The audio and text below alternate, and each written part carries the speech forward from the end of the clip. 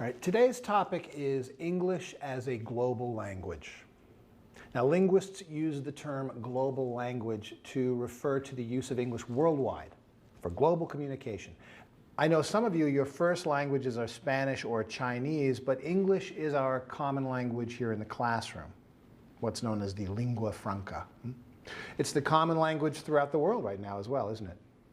Professor Braj B. Kachru, an authority on the use of English, called the current global use of English unprecedented. This means that in the history of the world, there has never been one language used by so many people. It just hasn't happened before. And it's important that we as linguists consider what it means for English to be a global language. Now, today I'm going to give you two contrasting points of view about English as a global language. One is that English is now used all over the world, and it's actually replacing other languages. Now, according to this point of view, English will be used instead of other languages in the future. Eventually, so this argument goes, it will be the only language people speak.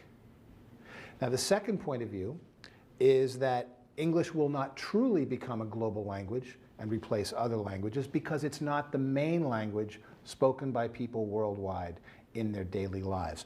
Supporters of this point of view acknowledge that people all over the world use English every day to communicate in certain domains like business or science or government.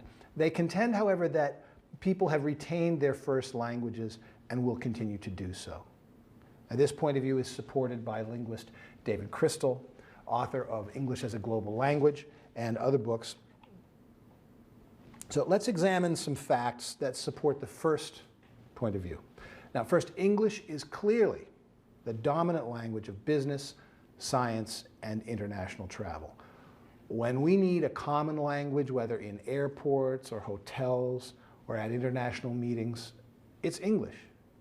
If you take a taxi in Rome and you don't speak Italian, the driver is more likely to use English than another language, right?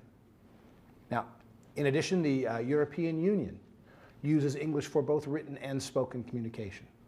Scientists worldwide use English. Business schools in Europe are now teaching their classes in English. Even in France, a country that has fought very hard in the past to keep English out. I'm sure all of you can think of many situations where English is the common language. How about the internet? You use English there, don't you? Okay. Second, 75 countries use English as an official language in the government and in banks and so on. Now, for some countries, like England, English is the only official language. In other countries, like India, there's more than one official language. In India, Hindi and English are both official languages used to run the country. So, to sum up, we know millions of people throughout the world need a common language to facilitate communication. That's clear. But right now, being proficient in English gives them an advantage in many situations. Nevertheless, does this mean that English will eventually replace other languages? With that question in mind, let's turn to the second point of view. Why some people don't think English will replace other languages. Now first, according to recent data, more than 1 billion people speak some English as a second or third language. However, English isn't their primary language at home and with friends. And this is a key point. These people may use English for work or school each day, but nowhere else. Right? Even in English-speaking countries, millions of people prefer to speak a language other than English all the time. For example, Spanish is very common in large cities like New York or LA. Second, I mentioned there are 75 countries where English is the official language, but this doesn't mean that everyone there speaks English. Not at all. Take India again. Most sources agree that less than half of the population actually knows some English. Okay. Third, people may only know the English required for a specific job situation. For example, the taxi driver in Rome that I mentioned earlier may only know phrases like, where are you going, or what is the name of your hotel? And another example is with the airlines. Pilots in Korea or China may only learn the English they need on the job. English doesn't replace Korean or Chinese for them. They don't use English instead of their first language. They use it in addition to. There are many situations worldwide like this, aren't there? It's evident that millions of people worldwide know only the English required for specific situations. English isn't their main language in daily life.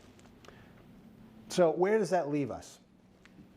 Well, now that you've heard the reasons behind these 2 points of view about English as a global language, what do you think?